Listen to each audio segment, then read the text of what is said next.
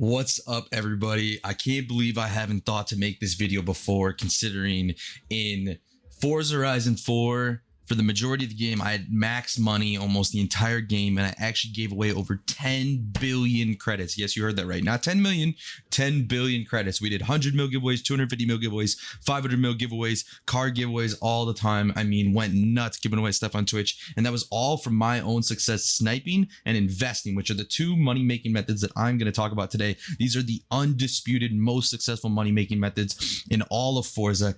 Anything else you hear, I am not kidding you. I'm somebody who talked about using skill points and stuff like that to make money. Any glitches, which I do not recommend at all. That is completely against my recommendation.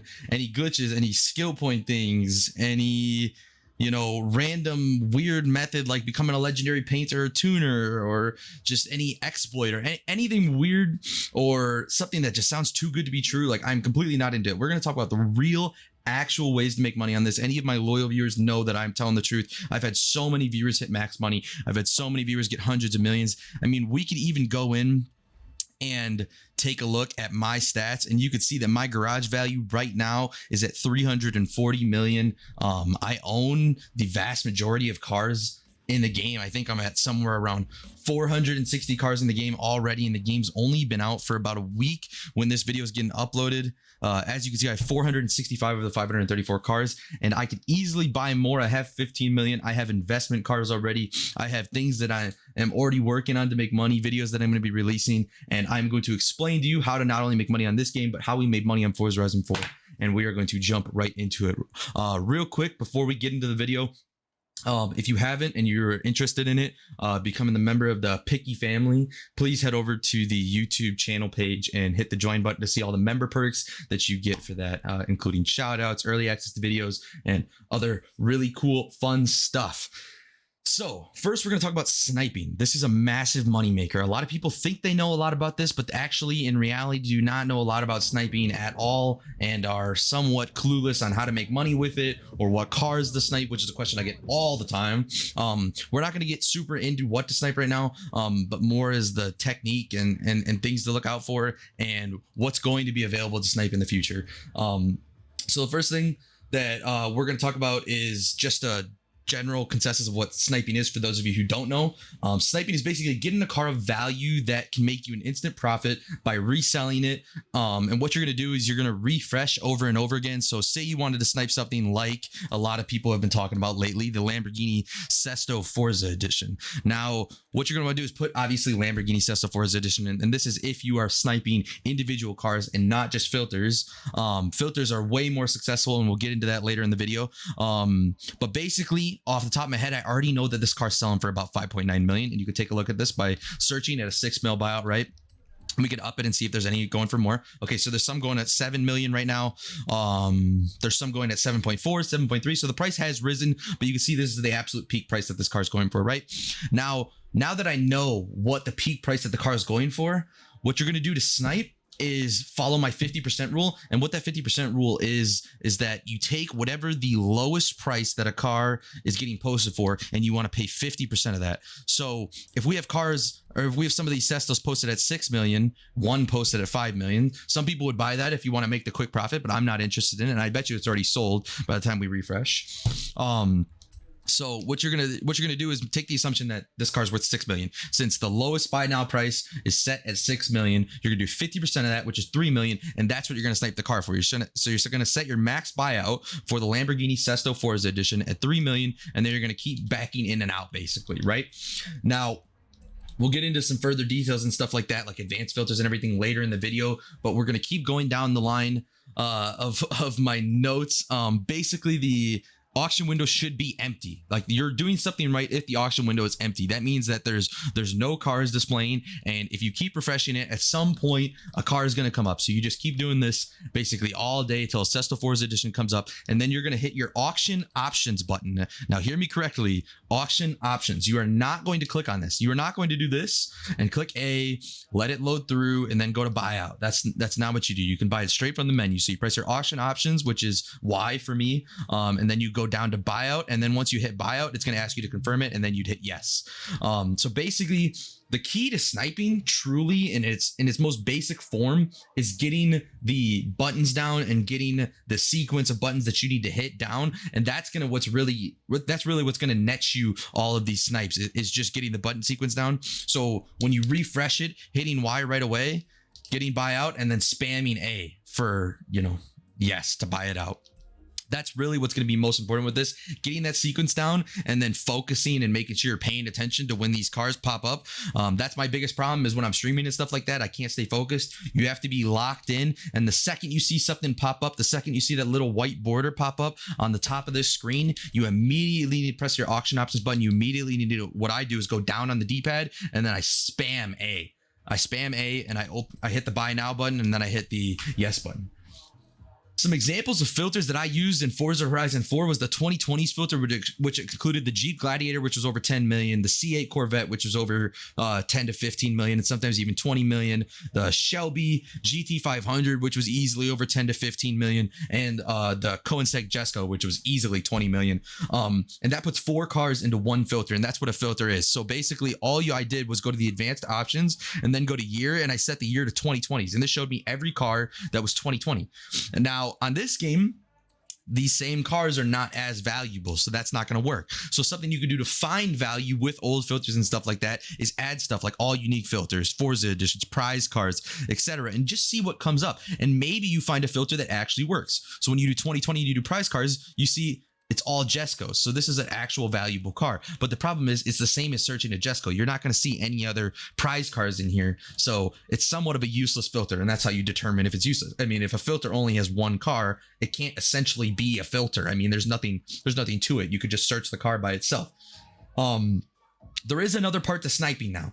Now there's buyout sniping and bid sniping. The other part is obviously bid sniping. We just talked about buyout sniping using the 50% rule, being smart, refreshing, etc., etc. Now bid sniping is a little bit similar, but different, and it has its own little quirks that you have to understand and get used to. So say we use the Sesto Forza edition again, and we go up to the normal, 6-7 mil buyout or whatever that it's at.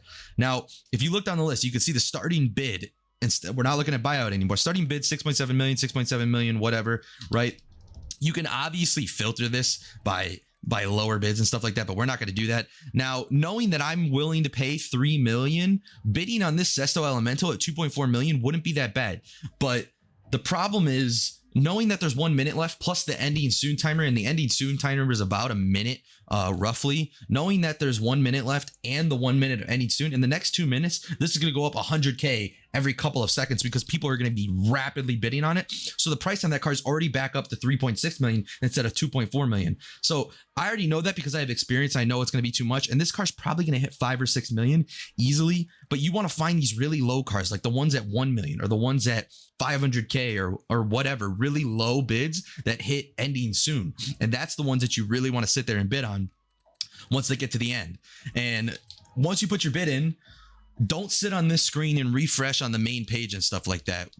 Once I get a bid in, we will show you what to do. We'll just bid on this for the heck of it. So basically, okay, we won't bid on this for the heck of it. There we go. We should be able to get this bid in. So once you get your bid in, nice, bid accepted, you head over to my bids, and this is the page you're going to want to refresh on because it's quicker and the car that you just bid on is right there. So all you're going to want to do is keep refreshing, use your auction options, and instead of going down to buy out for this, now all you have to do is spam A after you go into your auction options. So you basically just keep refreshing and keep bidding and keep refreshing and keep bidding. And once you don't want to start bidding until it hits ending soon though. So don't do what I did. Don't bid at 1 minute. Don't bid at 2 minutes. Don't bid at 3 minutes unless you're setting your initial bid. Say there's 5 minutes left and it's a really low price and you just want to put it in your my bid section. You could set your initial bid, but do not bid on it when it's still going like that. And we'll try to win this one and see what we can do. But basically, this is just a contest of luck. Whoever refreshes and gets the final bid in, because it's a set timer, and that set timer ends when that set timer ends. So you're basically just going to keep refreshing and bidding as fast as possible. But if anybody tells you that you can try to scam this timer or get a bid in at the last second or whatever, they're absolutely lying to you, because that is not true. It is all a timing game. And there's going to be variation in loading times. There's going to be variation in refresh times. There's going to be variation in connection. Somebody might have a better PC than you that loads a little bit quicker on an SSD or something like that. You might be on console, they might be on PC. There's so many different things to account for. And the auction house is such a fast-paced environment, especially when you're sniping multiple things at once and stuff like that, that you're not going to be able to keep track of all the times and stuff like that and time it out.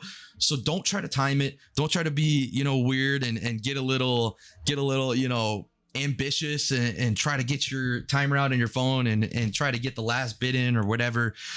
Just get into your my bid section, go back in, bid as much as you can, as fast as you can, nonstop. Make sure you don't accidentally buy it out. Make sure that somebody actually outbids you before you bid, and then try to get that last bid in, snake it in. And I'll tell you right now, I win these all the time. All you got to do is keep going in here and bid as fast as possible, and you're going to get lucky and win a lot of these a lot of the time. Make sure you don't overbid. Make sure you don't accidentally buy it out. You guys are going to be good there. Now, the biggest money making method that I'm going to talk about in this video is investing. And when I tell you this makes hundreds of millions at a time, I am absolutely not kidding. Max money is 999,999,999, right? In Forza Horizon 4, my first ever investment was in quadras, and I bought 40 of them for 500K right when the car came out, because that's how the market works. When a car first enters into the game, it's super cheap. I bought 40 quadras for under 500K, under $1 million, and I sold each and every one of them for 8 to 10 mil a piece. Now, if you do the math on that, I made a ridiculous amount of money, hundreds of millions of credits off that one single investment. I bought Porsche Singers when they got added to the playlist 3 times in a row. They were in like the Forzathon shop, the playlist, and then they were added for something else. They were added 3 times in a row, and I bought, I think it was something like 40 or 50 of them under $1 million, and they all went back up to 14 million. Another set of hundreds of millions of credits.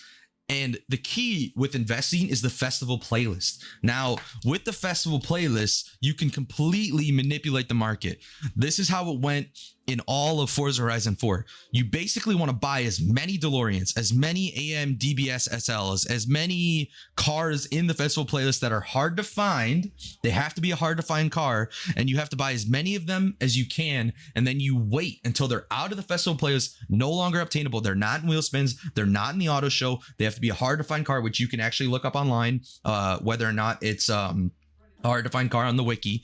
But like the Unicorn V2, the Veloster N, the DeLorean especially, and the AM DBS SLs, SS, I can't speak, SL, it's like the Super Lega or something like that.